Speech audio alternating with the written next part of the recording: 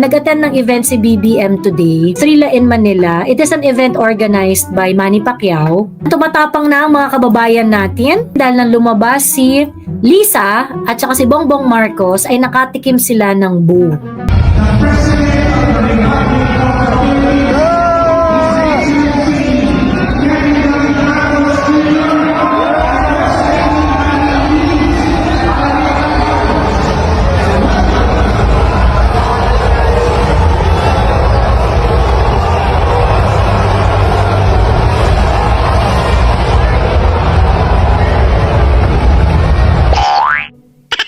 Alam nyo, next time, ang isigaw nyo, Marcos resign.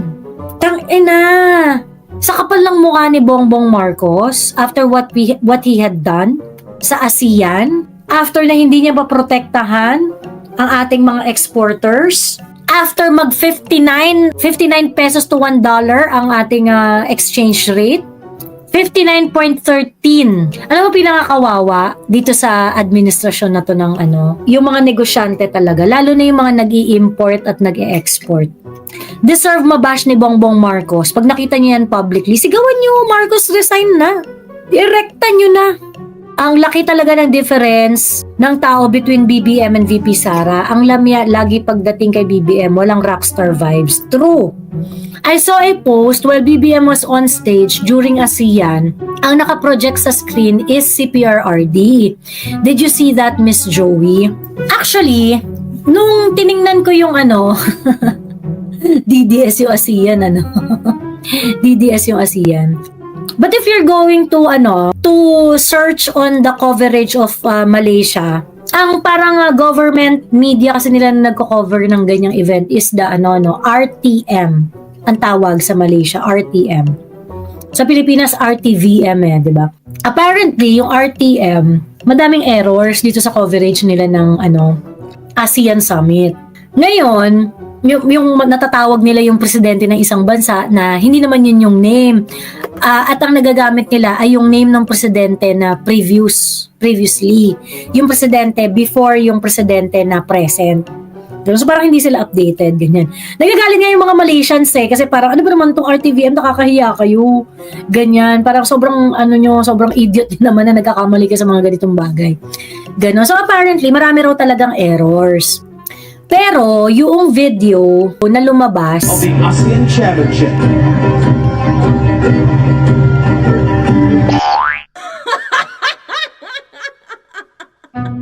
So nasakto nung time na umakyat si BBM, nasakto na pinapakita yung picture ni PRRD while he is on stage.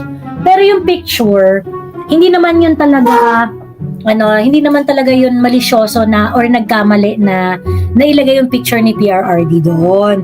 Kasi ang daw noon is lahat ng picture nung turnover ng chairmanship, yun yung finlash. So ngayon si PRRD nung binigay sa kanya yung chairmanship, tapos nung si PRRD siya naman yung nag-transfer ng chairmanship to some other leader. Ayun. So kumbaga part naman daw talaga ng script yun. Part naman daw talaga ng script yun. So ngayon, parang ang weird lang dyan is that, yun nga, yung pagkaakyat ni Bongbong Marcos, yung saktong-sakto talagang habang nasa stage siya, ang pinapakita si PRRD. So ito, tingin ko, hindi naman to error, pero ayun, pinaglaruan lang talaga ng tadhana si Bongbong Marcos na yung saktong-sakto napapaakyat siya sa stage, ang lumalabas picture ni PRRD. So siya, minumulto siya ni PRRD. Kung mamamatay tao talaga si PRRD, sana namatay na sa war on drugs yung dalawa kong lalaking kapatid na adik. Tumigid sila noon at kasali sa 1 million na sumuko. Ngayon, bumalik na naman sila. Laki ng problems talaga. Yung mga projects ni PRRD sa Davao City ang makakabasag ng mga accusation ng mga DDH. Correct! Kung mamamatay tao si PRRD, di sana pinagpapatay niya na lahat ng bumalasuba sa kanya. 'Di ba? Ganun lang naman kasimple. Gosh, nakakahiya sa 2026 na pala next host ASEAN Summit. Highlights yon ng mga chairmanship, sabi ni Jerp. Oo nga, oo. Proud ang mga loyalist dyan kasi naging chairman daw si BBM. Ibig sabihin daw, proud ang ASEAN sa kanya, mga syunga. Tanga talaga ng mga BBM supporters, ano? Ramdam na yung, sabi ni Carlex, ramdam na yung bagsak na ekonomiya. Sa company namin, for example, twice na nagkaroon ng layoff. Ang nakakalungkot, biglaan at may next wave pa. Yung mga American companies, yung mga VA dyan, yung mga ano, ang dami kong nakakausap na nagre-retrench sila. Ayan, kasi hirap rin yung Amerika ngayon eh. Sobrang hirap sila eh. Dahil nag-shrink yung ano nila, market nila dahil nga, 'di ba, kinakalaban nila yung China, ganyan. So yes, marami talagang ano, hindi talaga maganda ang ekonomiya ngayon. Kung hindi naman nag-traitor si BBM, hindi naman weird sana ang video eh. Sabi ni AR, correct, sa totoo lang. Hindi siya big deal. Hindi siya big deal. Kaso kupal si BBM eh, 'di ba? So ayan, ganon. Mantakin mong awayin mo China on the ASEAN stage. Tapos, after mag-press release ka, nagagawin mo lahat para mapapunta si Xi Jinping dito. May levels ng kademonyohan dito na kahit si Satanas bibili. True. Anong ina-expect ko sa chairmanship ng Pilipinas sa next ASEAN Summit? We're going to be a monumental failure gamit ang ASEAN stage. Tapos di ba yung pinapress release ngayon na parang sa chairmanship niya, ifo-focus yung conflict sa South China Sea, ganyan-ganyan yung mga usapin doon, di ba? Feeling ko, ang mangyayari, madaming mga hanash tong si BBM na hindi magugustuhan ng mga Southeast Asian siblings natin, yung mga kapatid natin na bansa. Pagkatas ayaw nilang madamay sa kabulshitan natin, i-isolate tayo. Ganyan yan. Sabi ni si Haya, I'm worried for next year. Do we even have the budget to host the ASEAN? Not to mention the safety pa. Ang tanong, Miss Joey, ganyan ba talaga noon na may big screen pa ganun? Parang wala naman noon. Sinadya nila, para nakakatawa si Bobo mo. I'm not so sure. Pero sa akin naman kasi hindi naman talaga big deal yan eh. Tama yung nag-comment eh. Kung hindi traitor si BBM, hindi yan big deal. Hindi yan big deal, sa totoo lang. Ano lang talaga, weird lang talaga na parang, nagkataon na sakto-sakto. Pag-akyat ni BBM sa stage, nag-flash yung picture ni PRRD. Grabe, uhaw na uhaw yung mga Pilipino kay PRRD, no? Sana mapauwi na siya. Totoo po ba na tumanggi si BBM sa 0% US tariff according to Presidential Assistant Frederick Go? Sabi ni Benji Tennyson, basta ito lang, hindi ako makapaniwala dito. Sabi ko, tama ba yung pagkakaintindi ko dito? PH opted out of tariff perks to shield local sectors. Sabi ng Palas. Simula na tayo sa chismisan natin at marami tayong pag-uusapan ngayong gabi. Kasi, okay, ang nangyari, di ba meron ngang ASEAN ngayon, may summit nga ngayon sa Malaysia.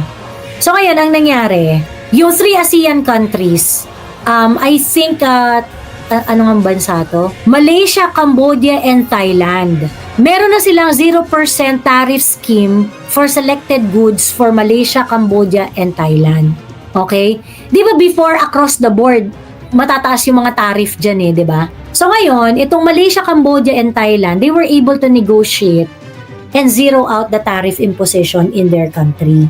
So ibig sabihin, yung certain products ng Thailand, Malaysia, and Cambodia can go to the US and stay competitive. And stay competitive kasi they do not have to pay tariff to the US government. So ngayon, syempre, di ba? Lahat tayo napaisip.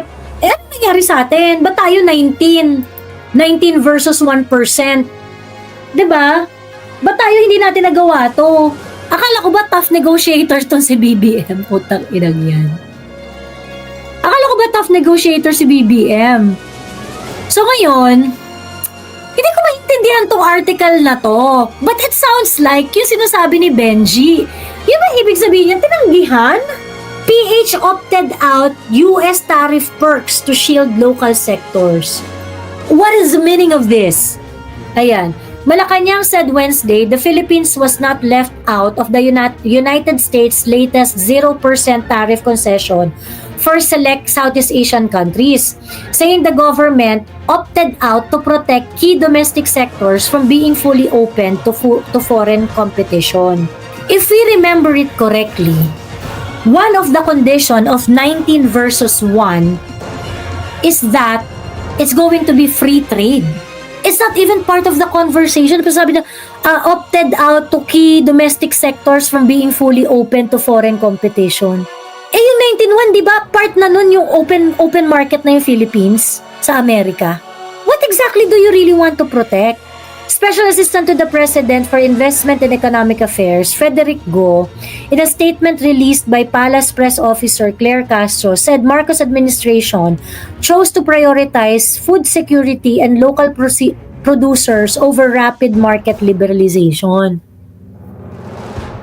Naalala nyo yung nung nag-negotiate ng tariff with the US, isa sa mga condition ni Trump is basically to open the Philippine market to American products.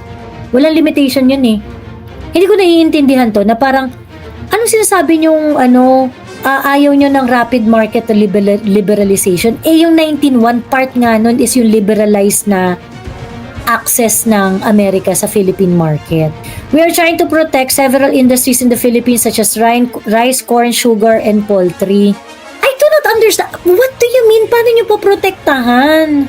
For example, yung 19 versus 1. Hindi ba mag-a-apply dyan yung tariff na 19 versus 1 sa corn? Kung kunwari, nagpadala ng corn, yung mag-e-export ang Amerika ng corn sa Pilipinas? May preferential rate ba yan? Sobrang kulang nitong mga information na pinagbibigay nila sa atin eh. And this is obviously a PR in order to make it appear na wala naman kaming ginagawang masama. Kaya hindi kami nag-zero tariff kasi pinoprotektahan lang namin yung mga kinembot dito sa Pilipinas. But, what exactly are you protecting? Hindi ba so are they saying na yung 19 versus 1 hindi kasama tong rice, corn, sugar, and poultry? Hindi naman yan yung terms nung 19 versus 1 eh. She clarified that only 2 ASEAN countries received preferential tariff treatment after agreeing to open 100% of their market to US food, agriculture, and industrial products. Ano kayang proof nito?